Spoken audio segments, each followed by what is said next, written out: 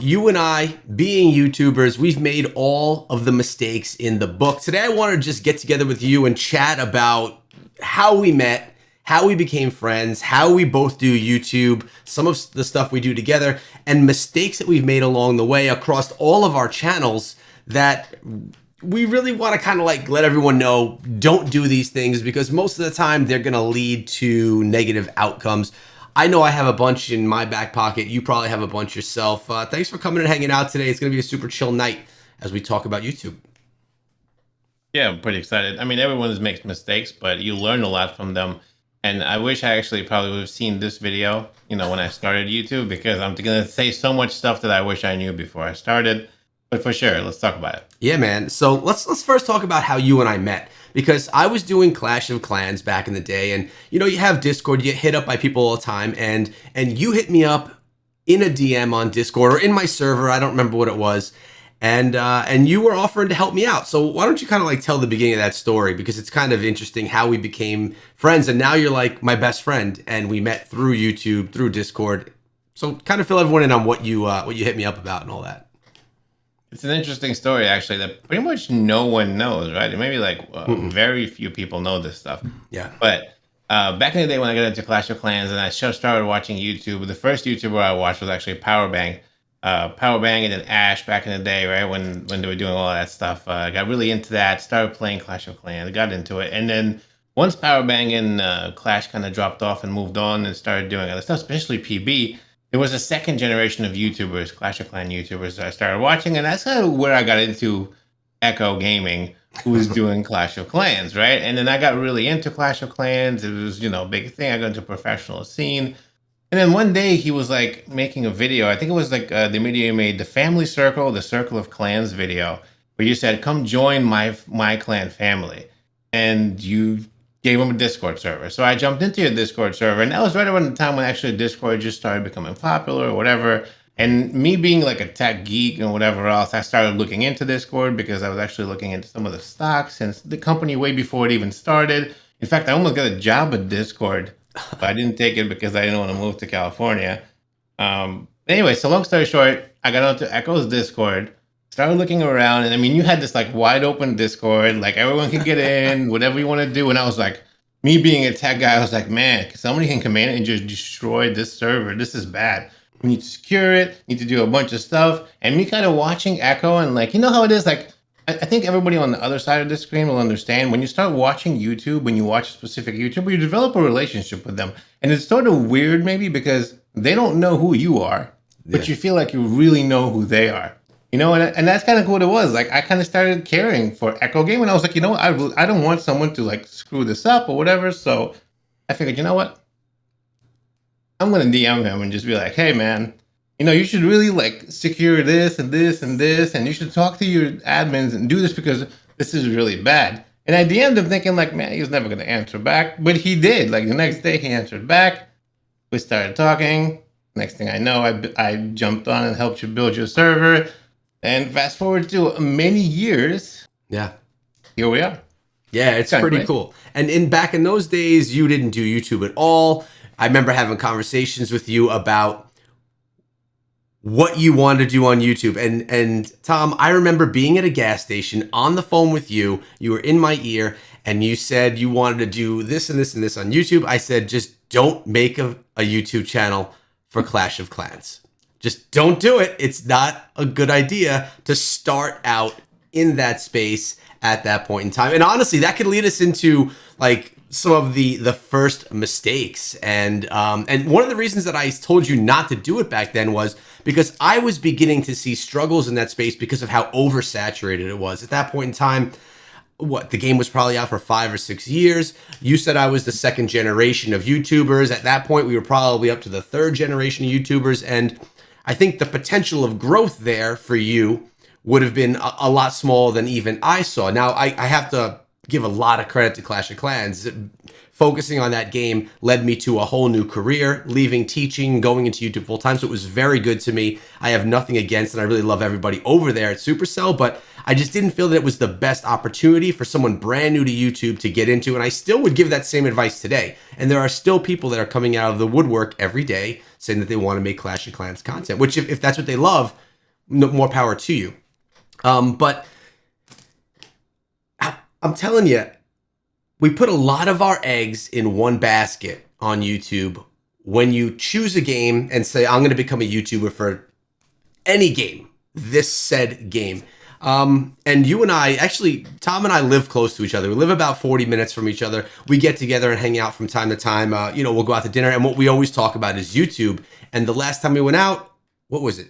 Did we go out for tacos over by you? I think it was over for tacos or something. Yeah. And we were talking about how maybe like choosing one game and that space, it's so limiting. So I'm going to let you take over for a second. Why do you feel that choosing a game is limiting, and how does it really all eggs in one basket we spoke of? You want to talk about that a little bit? Yeah, well, I mean, it's a big struggle, right? It was a big struggle for me anyway. At the beginning, like saying, did you try to do one game or different games? And you always said, you should niche down and do that one game. Mm-hmm. But I mean, the other side of it, it's quite difficult because once you do that one game, right, you niche down. So like, for example, for me, it was Clash of Clans. I put all of my basket, all of my eggs into the Clash of Clans basket. I started producing the games for it, videos for it. I started putting a lot of time into it and building an audience for it.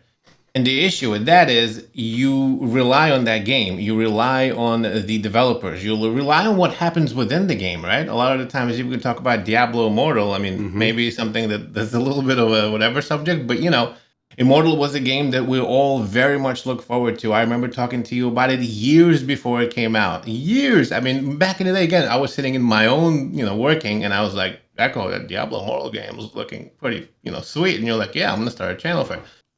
That whole thing, back in the day, we had specific sort of like our own ways of how the game was going to come out. But then when it came out and some of the things that happened to the game definitely affected us being the YouTubers. So when you sign up for one game, you're kind of getting on a bandwagon, on a train, and whatever happens to that game, a lot of the times is what's happening to you. And if you build that game up and you get yourself an audience for that specific game, it's going to be very difficult to switch them to something else. And sometimes you go down with the ship.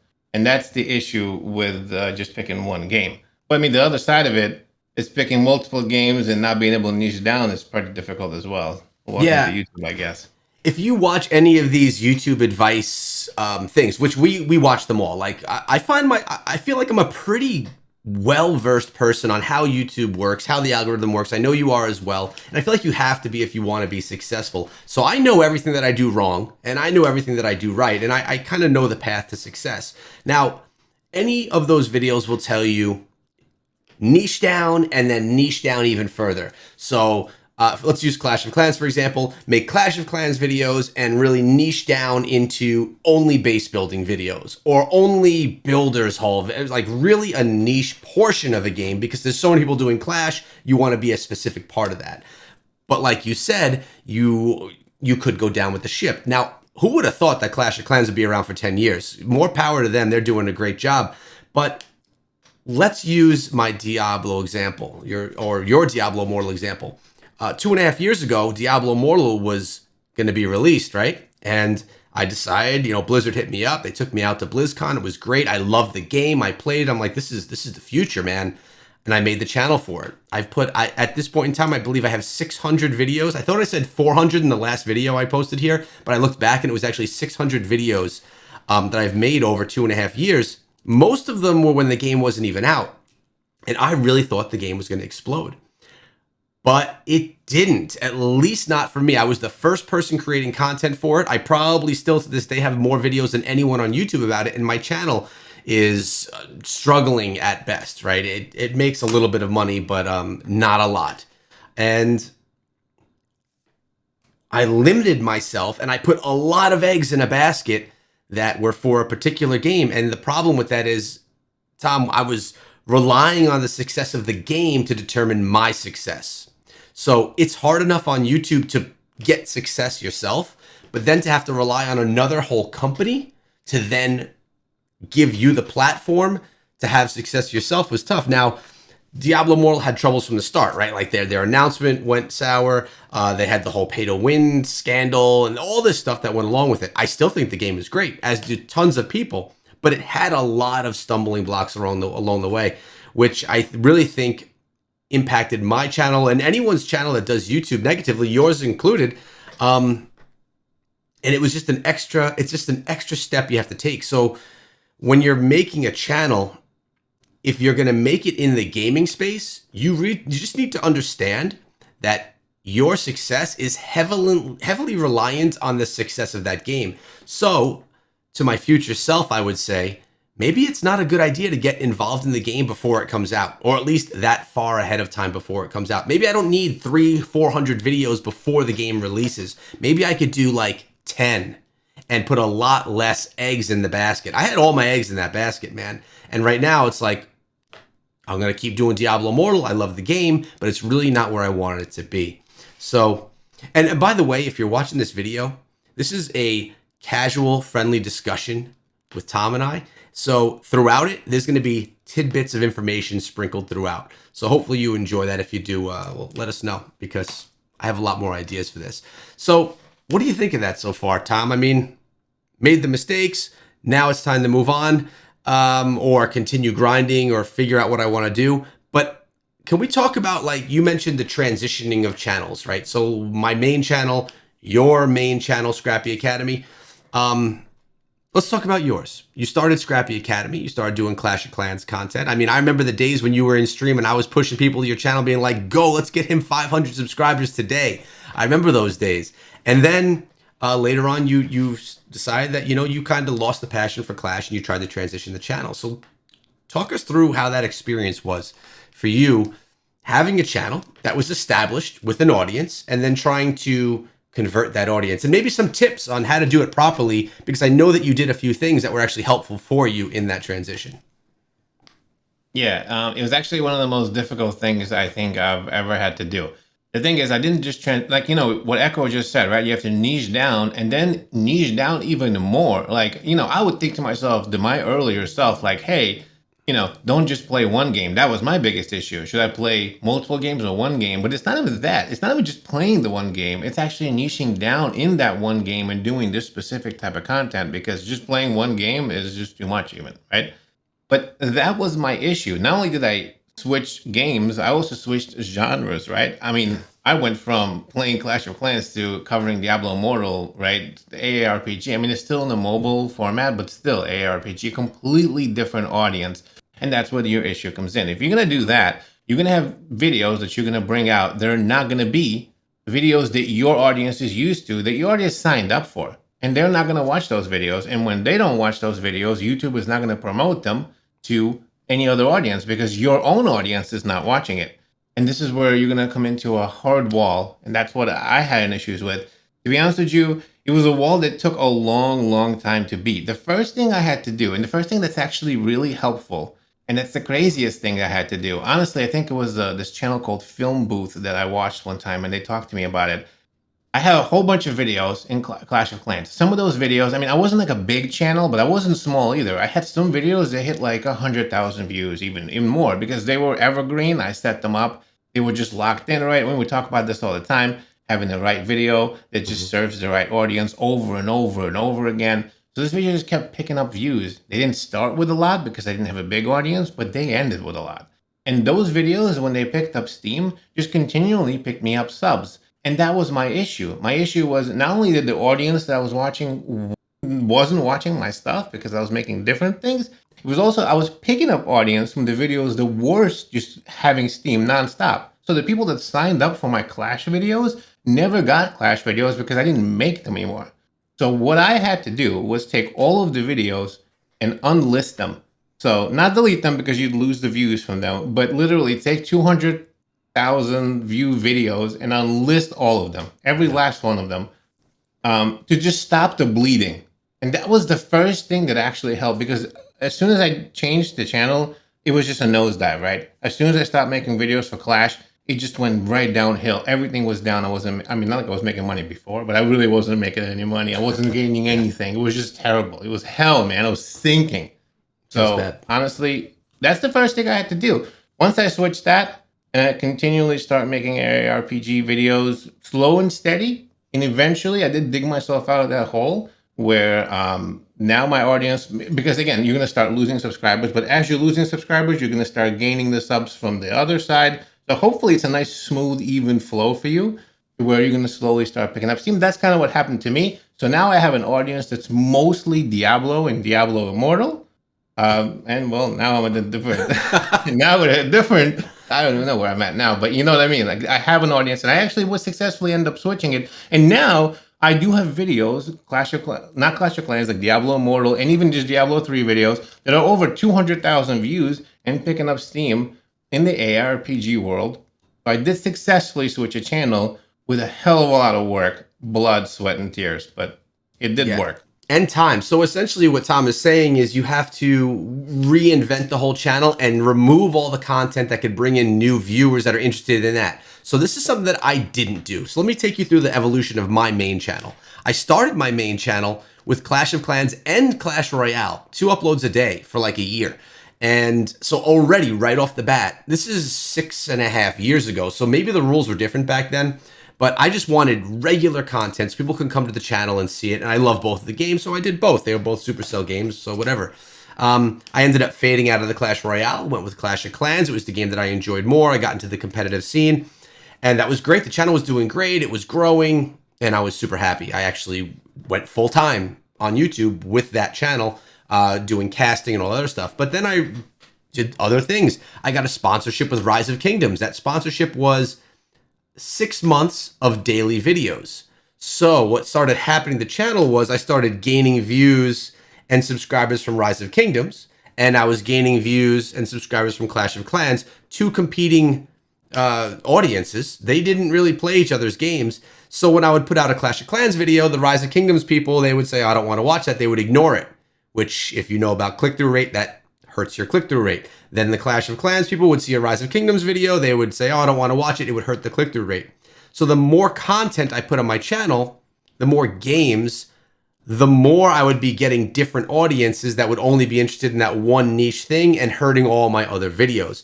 So over time, I played probably on a regular basis, let's say putting out at least 20 videos for a game. I must have done that with 20 or 30 different games. So when you think about it, that's audiences growing from all of these different games to the point where I would put out a Clash of Clans video and half of the people that were subscribed to the channel weren't even there for Clash of Clans. So the reason, if you go to, well, you're on the channel right now, the reason that this channel doesn't make regular Clash content anymore is because the audience wasn't interested in it. So I did not do what you did, Nemo, and that is unlisting all of my old stuff. And the reason is this is a huge part of my livelihood, right? So people still watch those videos, they're still monetized, and I still get paid from YouTube from that content. You work full time, you could do that, and YouTube is still like your side grind, it's your hobby, and it's not your full-time gig. Me, I try and look at it as more of a full-time opportunity. So I did not unlist the content, but what I did stop doing was creating all content on the channel except for lists, guides, and top 10 things for what mobile games are coming out, what mobile games people should play, free Steam games, and this kind of content. So what I'm starting to see, and this is going to take a lot of time, is more people subscribing for that content. So the more content I make about, top 10 mobile games to play, whatever, or top 10 action RPG games, the more of an audience I gain for that kind of content. And I can expect this over time to snowball as that audience grows. And I will hopefully, crossing my fingers, be able to successfully say that I converted my channel from a Clash of Clans channel and more to a broad look at the mobile gaming market and be a place where people can come to see what's coming out in the mobile space. So that's kind of what I'm doing with my channel, a little bit different than what you did. But I think the moral of the story is if you're tied down to one game, you're going to always have to transition your channel, or nowadays, what a lot more creators are doing, including myself and you, is create multiple channels and abandon channels when you're done with that content, because it's probably easier for you to start a new channel, build up an audience for a particular niche, grow it, and have multiple channels. I know many people doing this. I've done it myself. I have I have this channel. I have the Diablo channel. I was doing Brawl Stars, which I now just put fitness stuff on. Actually, I put my kids stuff on there, and now I do some fitness stuff on the side. Those are just for fun. But you also have other channels too. So let's talk about now. Let's convert over to why did you, Tom, decide to have your gaming channel, then have your vlog travel channel, and now have another Scrappy? Was it Scrappy Machines? No, Sunday Drive. Sunday Drive, No, right? It was Scrappy It Machines. was Scrappy Machines, not originally. Sunday Drive. Yeah. So let's talk a little bit about the different kinds of content. You are in the gaming world on one channel, but two other channels are completely out of the gaming world. And why do you feel, well, what are the good things about that? And what are the difficult things about bringing those kinds of channels to YouTube and creating that kind of content? Well, you know, it's a completely different type of content, right? And I really like it, to be honest with you. With gaming, it's very difficult, right? And we talked about this already. Niche, don't niche, start a channel, don't start a channel, do this stuff, the evergreen, not evergreen. You know, it's going to be very difficult, especially if you're a new creator. There's just a big pond. There's a lot of fish involved. And, you know, it's going to be difficult to stand out. So now with the other type of content, you know, you have sort of an open kind of book. You could do whatever you want. There's tons of different things that you can do. And I've always been into that type of stuff, to be honest with you, always into photography, into filmmaking. I have a lot of other passions like cars and etc. So naturally, it just kind of brought me to that because I kind of wanted to step out of the box of gaming. I wanted to do something else. So I created a channel that was kind of like my passion because that's sort of like really, I think the high level of what we're going to say. And a lot of times you want to make sure that you do something that you want to do, because when you create something and when you build, like, let's say you create a channel and you start doing something with it, right? And it explodes, it gets to be a big channel. You're going to have this channel with a lot of audience and you're going to continually do what you're doing. You need to like what you're doing because it's going to end up being a job. Whether you do it or don't do it, get paid for it or don't get paid for it, make it or don't make it, you got to love what you're doing. So I started a channel of what I love doing, right? So cars and of course doing like other stuff like hotel reviews and etc. So I started working with that. And to be honest with you, I saw a lot more success with that. Like I noticed that with the gaming channel, it's extremely difficult to pop off or to get a new audience or to get any kind of views. You know, you have to do a lot of research. Maybe there's some sort of maybe you do a guide or something like that that nobody else has done. Maybe you like the first one to break something together, or maybe you're like the best player in the world. All right, you could do something like that. But when you're somewhere else in the rest of YouTube, there is other ways of popping off. Like I made a video, okay, having, you know, 400 subscribers or even less. I think it was like 200 subscribers at that point. I made a video about the Hilton Hawaiian Village, or the best sandwich in New York City. I went, I did the video, I made it myself. I did a little bit of research, put the thumbnail together. I think it's like a 25,000 views now. It's continually gaining. A great video is going to continually do that. It's going to be almost impossible, I think, for me to do that in a gaming space, unless it's a new game or something that nobody else has. So it's, like I've noticed that it's a lot easier. Now it's more difficult to make the content because you have to actually go and make it. Yeah. But it's a lot easier to pop off in a non-gaming world. That's what I've noticed. I threw a video on Sunday Drive, 70 subscribers. It's hitting 1,400 views already. You know, I mean, Yeah. that was impossible for me to do in gaming.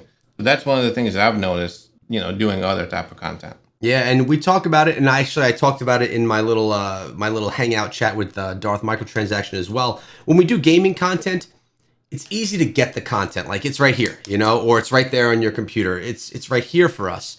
But for you to do your travel stuff, you have to go somewhere, or you can't just do it at your house, right? So gaining content, getting the content's a lot more difficult, a lot more time consuming, a lot more expensive, which is why so many people make gaming content, because it's literally in our hands and we could just make content from that.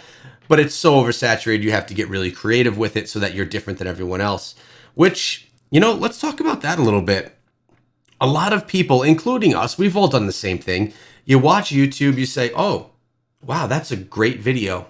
I'm going to make that same video and put it on my channel. And yeah, you change it up a little bit, you mix it up a little bit so that's your own style.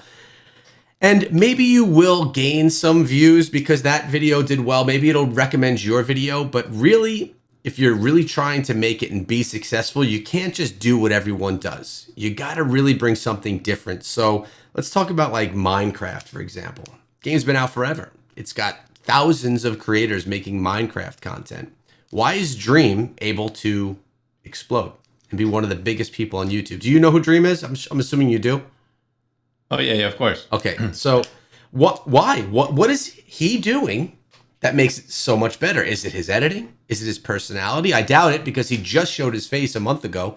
So it's hard to gain personality with just voice. He did something different, and I'm not here to go into what he did that was different, but he took something that was oversaturated and created something brand new and beautiful with Minecraft. And he's heavily rewarded for it because he knows a lot of tricks of the algorithm. He knows how to keep viewers' attention. He knows how to make his videos exciting from start to finish. And they're 30-minute videos that people watch 30 minutes of because watch time is super important. Click-through rate is super important. It's really the two most important things. So being different, creating different content, and not just making copies of what other people do is going to be that's what you're striving for. Like you could, of course, you can go copy everything that Mr. Beast does, which that's actually a bad example because it's hard to recreate his videos. But let's say a large creator. Let's use PUBG Mobile. Let's use Winsanity for example, right? Huge content creator for PUBG Mobile. You could copy everything that Winsanity does, and you're never gonna get as good of views, as popular as he is, because he's the originator of that content. The algorithm likes him, the fan base is already there. So you have to do something different to stand out and to kind of just like be your own in a space, especially if it's oversaturated already. Now, we also talked about, and you just mentioned, doing it because you love it.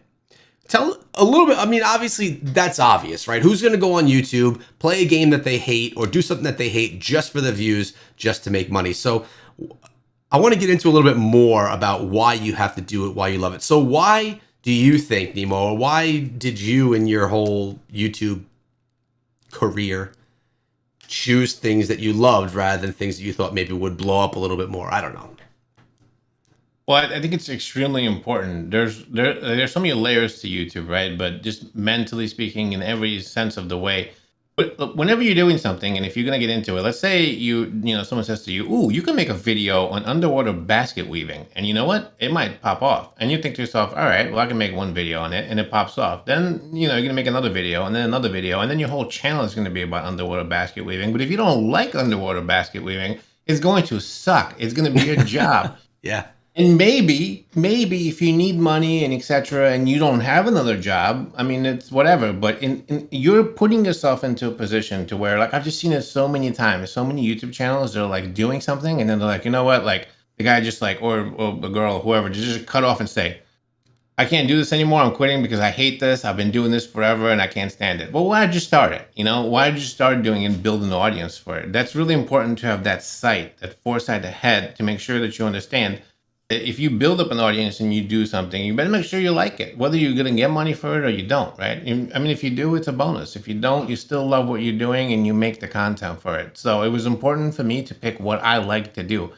And with gaming, it's very difficult. And we talked about that a little bit, like with, like Mr. Beast or you said Insanity, whoever, being the first to make the content for it. And then just developing and making that content over and over again. And if you just jump in and you say, "Ooh, you know what? I'm going to make the same video as Mr. Beast or as Insanity as whatever," and then you're going to get really upset when it doesn't get even the tenth of the views as the other video, and then you wonder why. Well, it's the same video.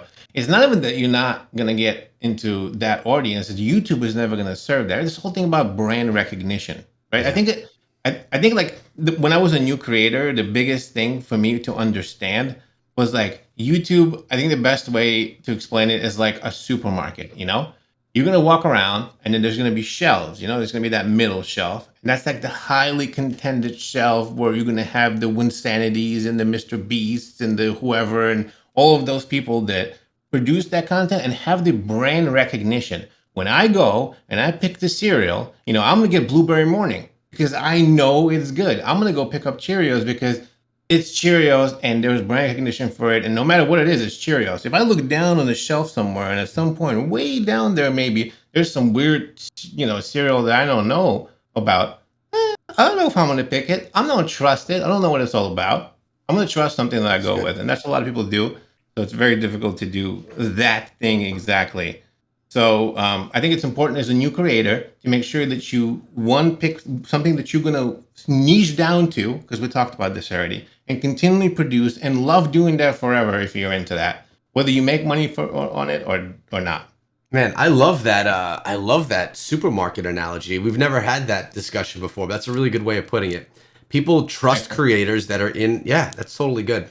I actually want to open up a little bit and talk about another reason why you need to love it. And I actually have my numbers pulled up right here because I keep details about how much money I've made from YouTube. Now, these numbers I'm going to share. This is I'm going 1, 2, 3, 4. I'm in my going up to my 7th year of YouTube, right? I'm going to share my first 3, what I made. And this will tell you why you have to love what you do, or which I did. My first year of YouTube, I put out over 600 videos and I made $173.20. That is what, 25 cents a video or something like that. If that. I clearly was doing it because I love making videos. Plus, I had vision. And I said, if I keep doing this, I think it could turn into something. So my second year on YouTube, I actually put out a little less videos. Remember I said that I stopped Clash Royale, I focused on Clash of Clans. I put out more like 300 or 400 videos, and I made $5,089.45. My second full year on YouTube, still, you could go work at McDonald's back in 2017 and make, Way more. 8 times that. And I was putting in time in this content. I was new. So then my third year, and I was still working full time. I used to be a teacher. My third year, I made $45,112.07. This was the point where I started getting sponsored opportunities. That's some of the money in there as well, was sponsorships and other, like I had a G Fuel sponsorship at that time and a couple of other things that had come through in my third year. And that was part of how I made that money. And I started realizing 45,000. Like, I can't live off 45 grand. I live in New York. You just can't. But this is looking good. I see a vision here. And from year after that, it just started going up and up and up. And it would have never happened. And it doesn't happen to 99.9% of people that do YouTube because it's hard to grind through that time. Like I said, I made what? I almost made 1,000 videos on my channel before I even made $5,500. Most people are not stubborn enough and thick-headed enough to just go through all that. But I loved it. I saw a vision and I stuck with it and I saw a path and I just kept with it. I would have made a lot more money short term if I would have gotten a part-time job and just started doing it. But again, I wasn't doing it for the money. Like you right now, you're not doing YouTube for the money. You're doing it for your passion for it. You're going to grind towards your end goal. And if you get there, you're going to feel great about it. And if you don't, you enjoyed yourself along the way, considered it a hobby. And look at this, you got to meet me. And now we're like best buds, which is pretty awesome as well. A+. I win. Man. But all right, so we went over a bunch of things not to do. I know that you had a list over there of a few things that you thought of as well. Is there anything from your list that maybe we didn't touch on that we should go into? I don't care. This video is going to be long. It doesn't matter to me. Well, I think a few important things that kind of like they wrap up all of the points that we talked about, right? So it's important to remember that YouTube is not a race, but a marathon, right? It's going to take years. A lot of times when you look at a successful creator, you don't see the years and years of failure, the years and years of YouTube videos that didn't work and all of this stuff. You need to develop and create. I mean, in general, you honestly, to be honest, a new creator, you don't want to succeed right away because you want to be able to fail and make those mistakes so you can learn and develop so you can support a big audience. If you just get if you put out one video, like that was my biggest dream, like, oh my God, I'm going to put this video out on this new thing and it's going to explode and everybody's going to be like, oh, this guy, and it's going to, and then I'm going to wake up and have 100,000 subscribers and blah, blah, blah. And, even if that actually happened, that probably would have been one of the worst things for me because they would introduce me to 100,000 people. I would have saw that I sucked because back then I did suck. I didn't know how to keep an audience. I didn't understand retention rates. I didn't know what a thumbnail is. I mean, there's 100,000 things that I didn't know, but I thought that I was good. You know, it's just how it is. But as you make mistakes and you develop and you go through the stuff that you need to go through, you'll be able to actually support an audience that if video does pop up for you, you know, and something happens, you get one of those viral moments and something snaps, then that audience that sees the video is going to be like, oh, this is actually kind of good. I like, you know, I'm going to subscribe to this. And you might be able to keep some of that audience. Because otherwise, like, if it's a crappy video, what's the point of popping off? You know, it makes no sense. Now, yeah, if you're some of the crazy channels, I've seen some of those few ones that, you know, it's a journalist or a documentarist or celebrity is one thing. But if you're a gaming channel that's just starting out, man, just start working and figuring out what doesn't work. So it's really important. Marathon, not a race. So don't burn yourself out. You're going to fail a lot. You're going to have to make a lot of mistakes. This is how it is. It's also important that Echo mentioned, don't copy other people. It's good to like know you have your favorite creator. I did a lot of times too, right? I have certain creators that I was really into that I loved. You know, it's good to have an influence, but make sure that you develop your own style because like we talked about, who is going to want to buy an off-brand Cheerios? No one. So don't be the off-brand Cheerios. It's really important, Echo. So I'll Yeah. pass it over to you. Yeah, But it's what do you true. think? Something else that I actually wrote down while you were saying that is we talked about switching games, but on my Clash channel, I can't tell you how many times I saw in the comments section people say Clash is dead. You have to play PUBG Mobile on this channel. Something we need to understand as creators is that the people that are watching our videos, they don't understand how the YouTube algorithm works. And really being successful on YouTube is multiple things, but a big part of it is the YouTube algorithm. Because you can't just make it on people liking your video, subscribing, and telling their friends. It just doesn't get broad enough for that. You can't just jump on the hottest new game and suddenly transition your channel to go from a dying channel into a thriving channel because you switched games. The YouTube algorithm plays so much into this. I'd say it's the big 90% of your success is based on the YouTube algorithm, whether you know how to find search results, whether you can get recommended content.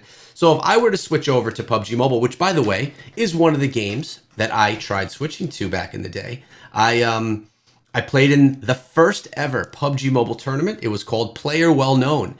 And I had Rolex, I had Juicy, and I can't remember the other person I had. These are big names that were in PUBG Mobile and the competitive scene. I ended up winning the tournament. It was a $10,000 tournament, not by any help of me, Tom. And I said, this is great. This is a great opportunity for me to start making PUBG Mobile content. I put out about 60 videos for PUBG Mobile. They never popped off. And years after that, people kept saying, you should have switched to PUBG. Your channel would have been thriving. But really, it wasn't true. I put in that effort. I put in that, the attempt. Now, maybe the content I was making was undesirable. Maybe it was poorly done. I don't know. But whatever it was, it's not just a quick switch this game and everything's going to be okay.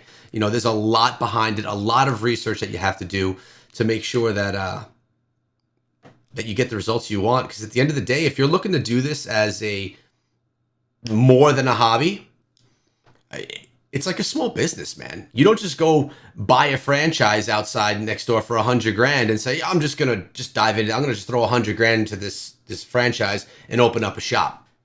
You put a lot of research and you figure out your business plan. YouTube is no different, except for that you don't have to put in $100,000.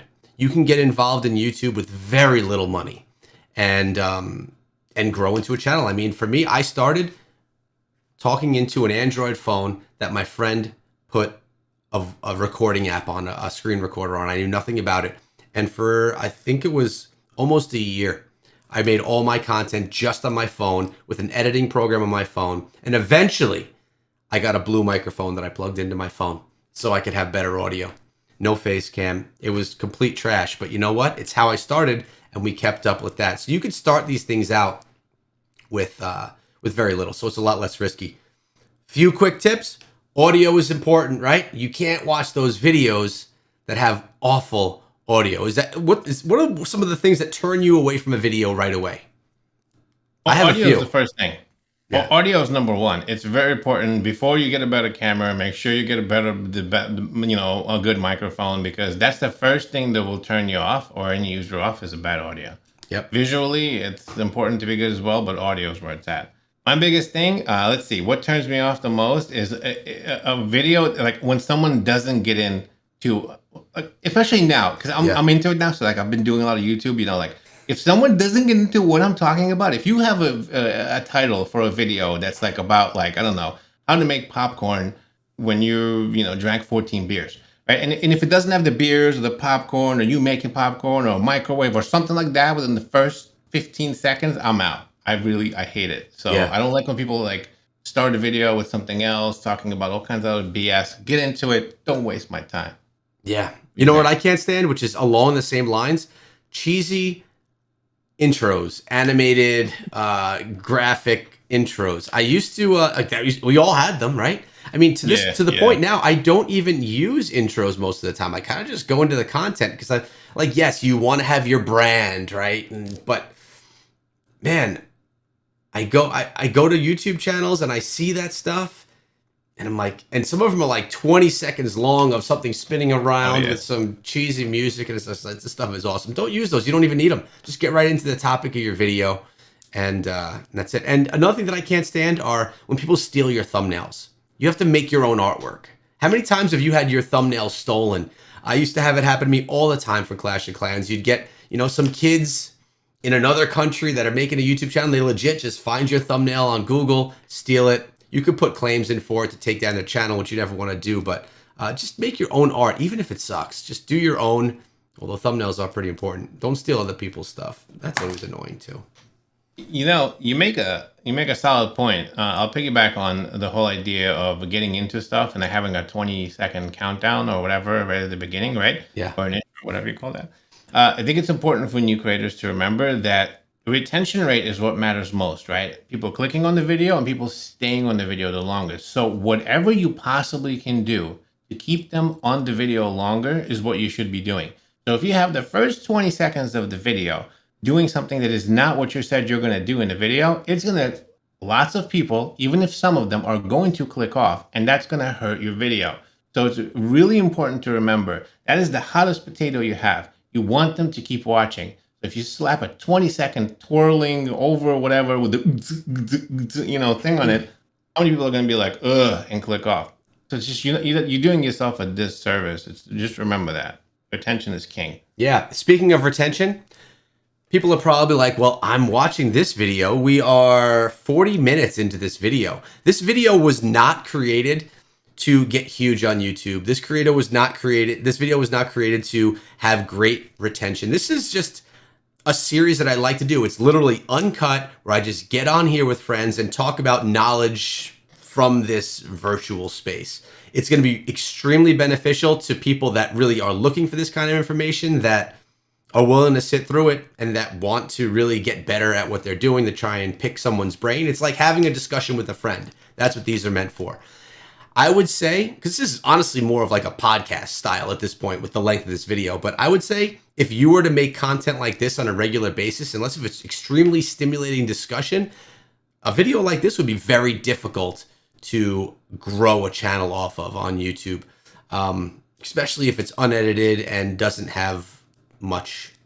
Maybe if you're an expert on the topic, which you also said before too, a couple of ways to get into the gaming space is to be a pro player.